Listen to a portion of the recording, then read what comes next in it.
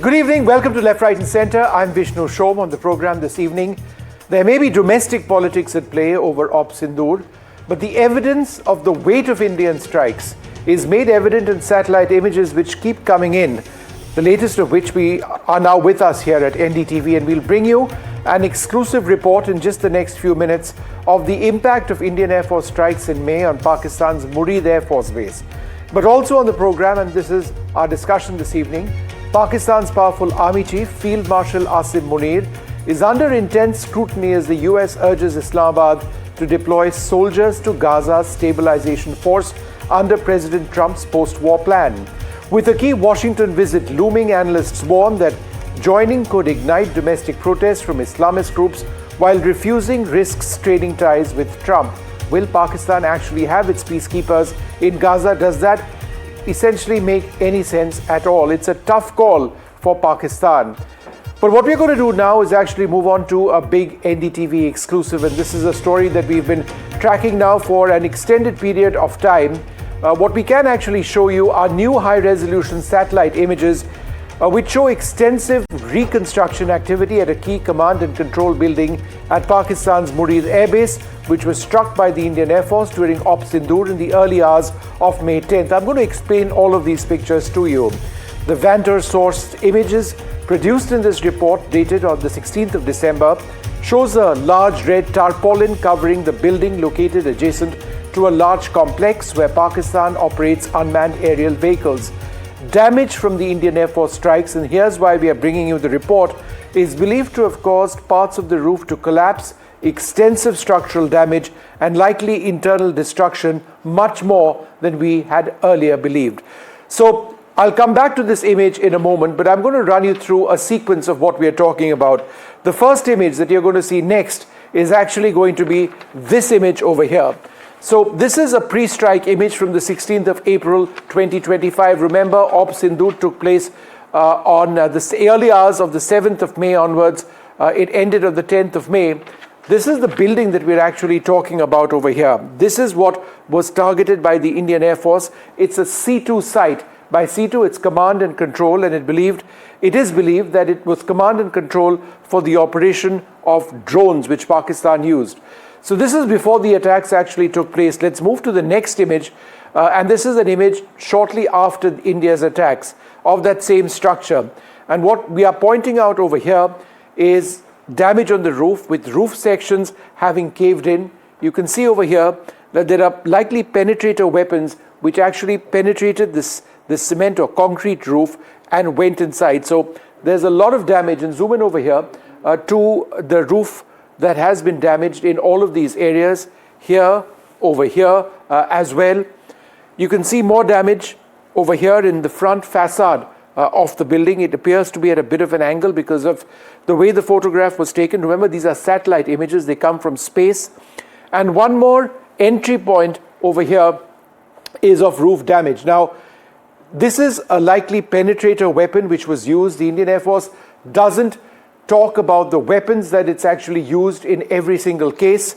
In fact, they don't like to talk about it at all. But these were weapons with a hardened warhead designed to penetrate, likely through cement, before exploding inside. So let's go to the next image. Once this damage was done, Pakistan started repairing. This image from the 2nd of June 2025.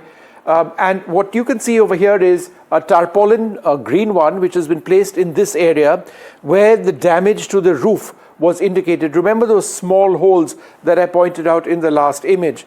But the reconstruction effort was obviously on here, but the next image that you're going to see is an image which is just a couple of days old, 2 days old in fact, and this is that building. And it's now a red tarpaulin. The entire building is covered.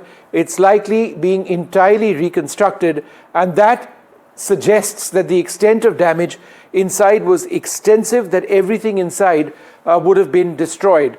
This is one of the clearest examples of the weight of the Indian Air Force's strikes against a frontline Pakistani base. All of these are actually shelters where unmanned aerial vehicles are deployed. This is believed to be that C2 site. And the fact that this entire building is under this massive red tarp seems to indicate that this was very, very heavy damage caused by this Indian Air Force precision strike, as a result of which it's probably being broken down and reconstructed completely. And so what we can finally do is bring you all of the images all together to give you an idea of before and after. This is an image of the 16th of April. Here you can see that the structure was intact. It's a very large command and control facility. If we move to this image on the 10th of May, a couple of hours after the attack, and remember it was on the 10th of May that Pakistan came to the ceasefire table. India agreed that we should accept whatever they're saying, but Pakistan was told that if there was any further violence, then India would retaliate. Remember, Op Sindoor is not over. So this image is on the 10th of May, where the attacks took place. As I mentioned, these are very precise attacks, small incision-like wounds into that building, incision-like entry points into that building in many, many areas. And then you can see that if that didn't appear to be too significant, then they were repairing all of these sites, and we pointed that out in this particular image over here. And finally, and this was from the 2nd of June 2025, the green tarpaulin, which now is still there, but on all sides there is this red tarpaulin as well. For military forces use this kind of heavy tarpaulin cover if they're trying to hide something inside, but the assessment of these pictures by experts seems to suggest that the extent of damage of this particular site at Murid, which is more than 100 kilometers, well more than 100 kilometers west of Jammu in Pakistan, in the Pakistani state of Punjab, was very, very extensive indeed. What we're going to do now is move on to our next big topic of the day, and this comes at a time when there are reports of the possibility of Pakistani peacekeepers in Gaza. Will Asim Munir accept American pressure? Is he, in a sense, boxed in by Donald Trump's demands? If Pakistan is to deploy peacekeepers onto the region, what is that really going to mean for peace in that region? Would it be acceptable at all? I'm now joined by Imtiaz Gul, the senior journalist. Mohammad Khatibi is a broadcast journalist and an expert of Middle Eastern affairs. Dr. Lauren Dagan Amos with us as well at the Political Sciences and Security Studies program at Bar Ilan University, joins us from Tel Aviv, and Tara Kartha with us as well. Imtiaz Gul, to you first. How do you look at this report? It's a Reuters report. It seems to indicate that America is quite keen on having Pakistani peacekeepers deployed in Gaza as part of that transition force. Do you believe that is realistic? Well, I think ever since Donald Trump and Field Marshal Asim Munir had that lunch on 18th of June, the American president had been saying that Pakistan, as well as many other countries, are on board as far as a ceasefire in Gaza and the subsequent deployment of some sort of security force. They're part of it. So I think should be no surprise if Asim Munir is headed to Washington and is again confronted with the demand or with the desire that so many thousand troops are needed for the defense, for the security forces in Gaza. Obviously, that will be a big test for the Pakistani army chief, who is now the chief of all defense forces, as to whether he agrees or not. And that will be, of course, a tightrope walk, just because I assume there will be opposition from within Pakistan. We'll talk about that opposition in a moment, sir, because I'm keen to know about that. Dr. Lauren Dagan Amos, how would Tel Aviv respond to the possibility of Pakistani peacekeepers in Gaza? I ask this because Israel has strong reservations on Pakistan. There have been concerns about Pakistan's nuclear program, which Israel has raised in the past. Therefore, in a situation which directly impacts Israel's security, do you believe that Tel Aviv would be okay with Pakistani peacekeepers? Good evening. So in short, I will tell you that no, we are not happy with that decision.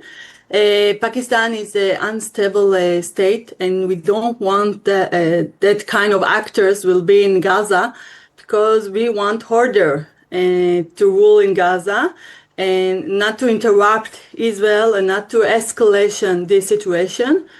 So in short, we don't want this issue.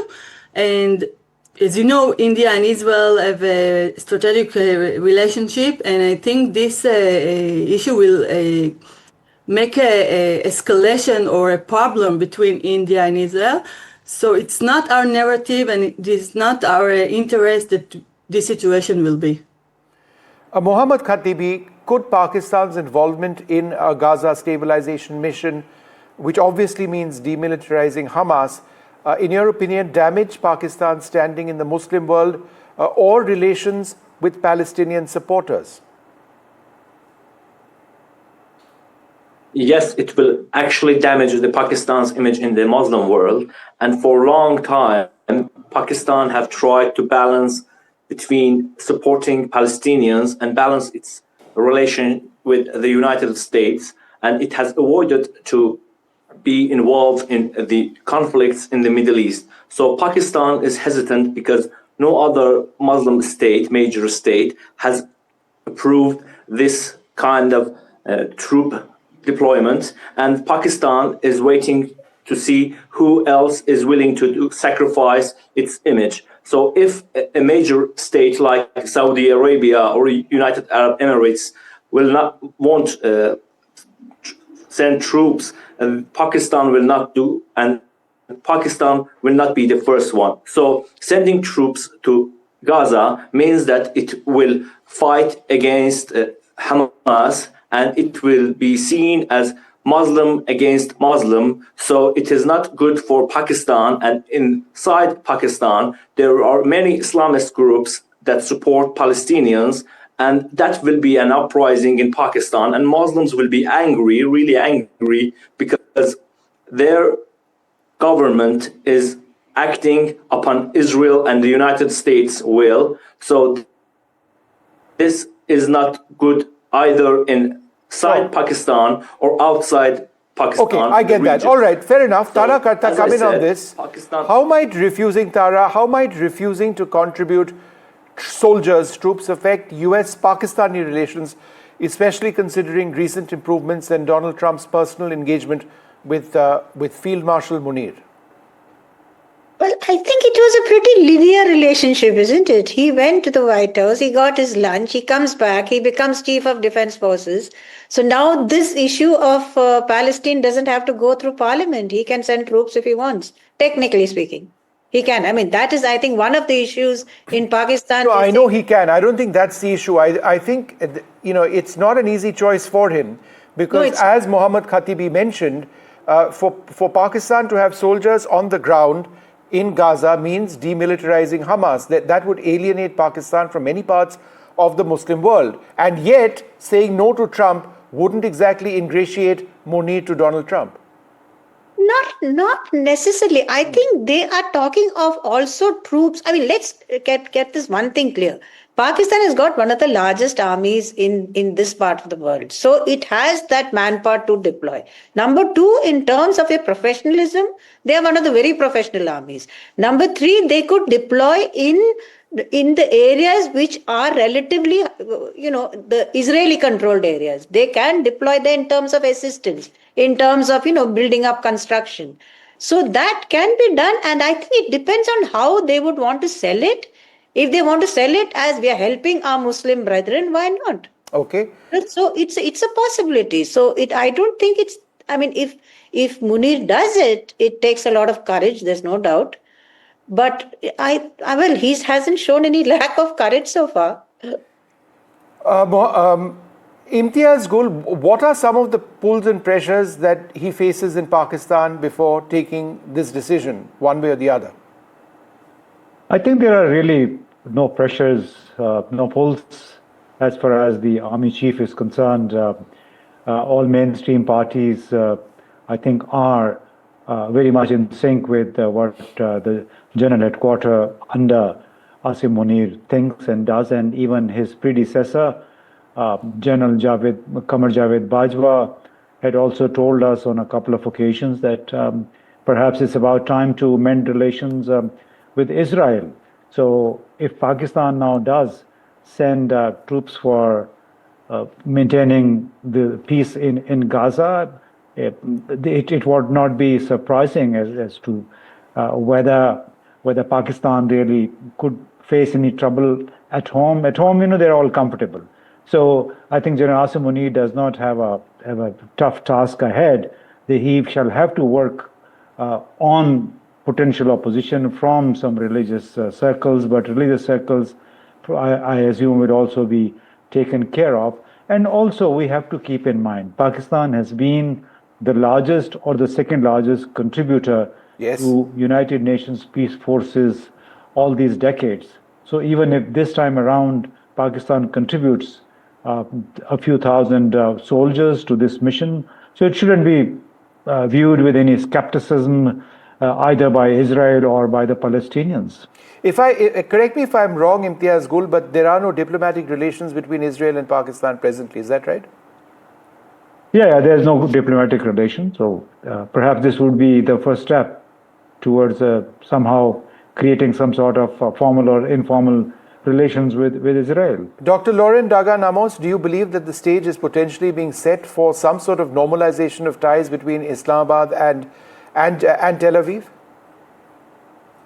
Unfortunately, I think no, because Pakistan, we saw in the last escalation between Iran and Israel that Pakistan stayed in a clear statement. They are against Israel. They wanted Iran to beat Israel.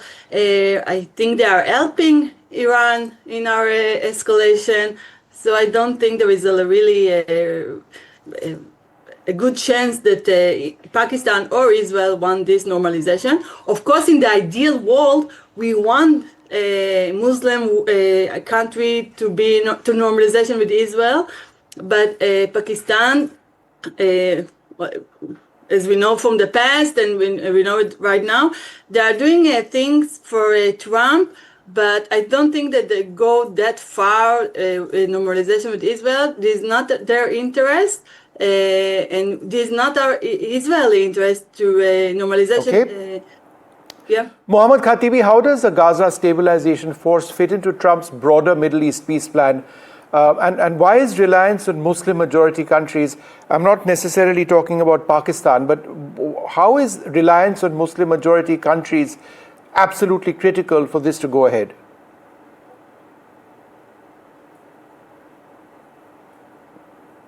So the Abraham Accords happened during Trump's first term, and Trump wants to push that further again and wants to bring more countries into that peace deal. So UAE and Bahrain maybe will be the first ones to deploy such troops in the Gaza Strip, and this will be pushed further, and Saudi Arabia and Israel are some kind of negotiating in back channel, as there are many reports for that. And this peacekeeping force may be included with Saudi Arabia troops, and the Trump administration wants Saudi normalization with Israel. So this is a big push for that also. Tara, any final thoughts on this topic? You'd mentioned that Pakistan has large armed forces, but the other way of looking at it is that they're very overstretched land forces. On the one hand, on the India front, on the other hand, on the Afghanistan front, they've got all sorts of problems in Balochistan. Sending across soldiers and potentially sustaining them there, even if it's several thousand soldiers, that's still a significant number.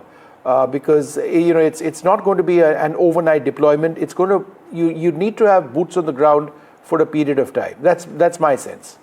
No, I don't think that will be an issue here. Remember the total number of forces. If you add paramilitary forces, also nearly more than twice what Turkey has, more than twice. I mean, I haven't done the math here. But there is one issue. I'm not so sanguine as Mr. Imtiaz Gul is that they won't have trouble inside Pakistan. From the PTI in particular, one. And number two, if none of the Islamist forces do anything at all, then I would assume, I'm sorry to say, I would assume they're all extremely military controlled agents. Because in the natural order of things, they should protest this on the street in millions. You had the Jamaat-e-Islami march in April. That was massive. So if nothing happens, my assumption is they are controlled by the army. And number three, I'm not surprised if Israel doesn't want Pakistani forces there. That's not very surprising either. All right, we'll leave it over there. It is interesting. Donald Trump apparently pressurizing Pakistan to deploy peacekeepers on the ground in Gaza. Israel and Pakistan have no diplomatic relations.